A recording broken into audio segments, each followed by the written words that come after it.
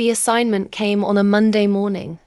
Professor Cruz told our folklore and oral traditions class to document a local haunting, interview witnesses, record evidence, or at least capture the culture of fear for a grade.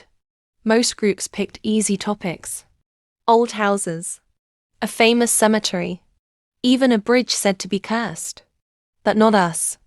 We wanted something bigger, something no one else would dare. It was Rico who suggested the burned-down campus. 10 years ago, a fire consumed the abandoned high school outside the city. 40 students and teachers were trapped inside. Some bodies were never recovered. Since then, people swore they still heard the bell ringing at night. Half the group laughed at the idea. The other half went silent. But by the end of that meeting, curiosity won over caution. We chose it. Ella handled the research. Miguel borrowed cameras from the film department. Rico said he'd bring salt, just in case. I told them we were reckless. No one disagreed. By Friday night, we loaded into a van and drove out of the city. The road twisted through empty fields, each mile darker than the last. When the headlights finally caught the outline of the ruined school, we fell silent. The building stood like a blackened skeleton, windows hollow, the roof sagging. The fire had left claw marks on the walls, streaks of ash that looked almost alive. The gate creaked open with a touch, as though the place had been waiting. We carried our cameras inside. None of us spoke. Not yet. The air was heavy, still holding the sour bite of smoke years after the fire. We set up base in the charred faculty room. Miguel placed a camera by the doorway. Ella scribbled notes, her hand shaking, even though she swore she wasn't scared. At first, it felt like any ruin. Quiet, empty, lifeless. We split into pairs, walking the blackened halls with flashlights. That's when the strangeness began. A chalkboard in the math wing bore fresh marks, lines dragged down like fingernails.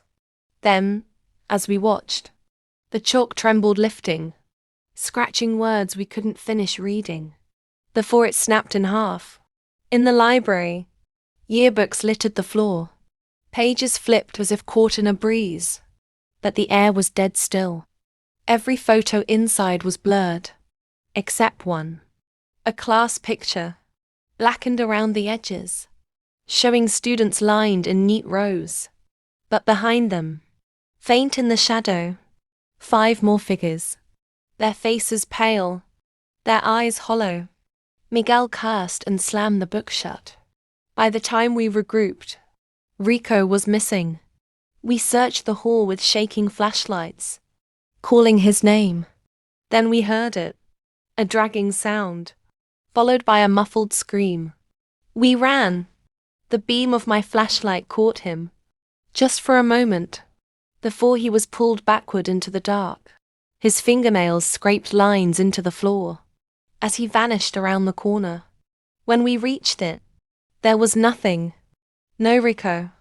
Only burn marks across the wall, glowing faintly like embers. Panic set in. Ella wanted to leave, but the front doors wouldn't budge.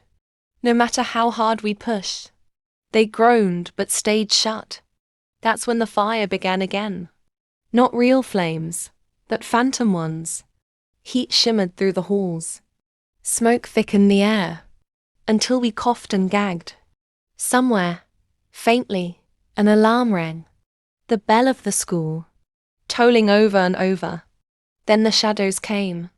Students in scorched uniforms, walking in unison, their faces blistered, their mouths locked open as if frozen mid-scream.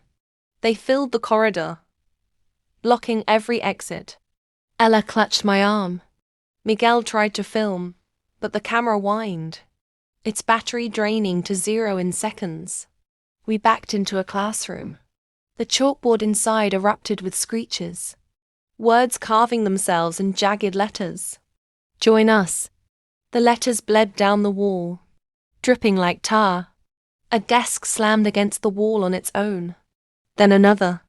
Soon the entire room rattled, furniture crashing, windows slamming open and shut. Though the night outside was still, Ella covered her ears crying. Miguel shouted prayers. I grabbed the door only to realize the hallway beyond wasn't empty anymore. The burned students were waiting, perfectly still. Enrico was among them, his face blackened, his lips torn into a smile that wasn't his. We ran blind through twisting halls, choking on smoke that wasn't there. Every turn brought us back to the same place. The library, the chalkboards, the shadows. It wasn't a school anymore. It was a labyrinth. Ella collapsed, her notebook spilling across the floor. Pages fluttered, but they were no longer blank. Each showed the same sketch. The burned school, with us standing in front of it. Our eyes scratched out. I grabbed her arm, desperate to pull her up. That's when the temperature plummeted.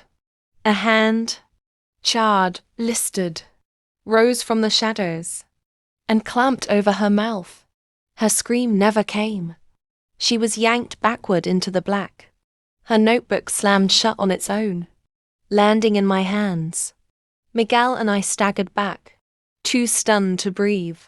The walls rippled like melting paper. The phantom flames roared higher, licking across the ceiling without burning it. And from every classroom door, students poured out, hundreds of them, uniforms scorched, eyes hollow, their mouths moving in silence. They raised their hands together, pointing at us. The bell tolled again. Louder. Endless. We slammed into the front doors. This time they burst open. Cold air hit us like a wave, and we stumbled outside. For a moment I thought we had escaped. Then Miguel lifted his camera, his face drained of color. Look, he whispered. The screen didn't show us outside. It showed us still inside, trapped in those endless halls, wandering past burned lockers, our heads bowed like the others. Smoke curled around us. Shadows followed, and every time the footage replayed, there were more students, dozens, hundreds, until the last shot showed the entire hallway filled, wall to wall with burned figures, and at the very front, staring straight into the lens, was me, smiling.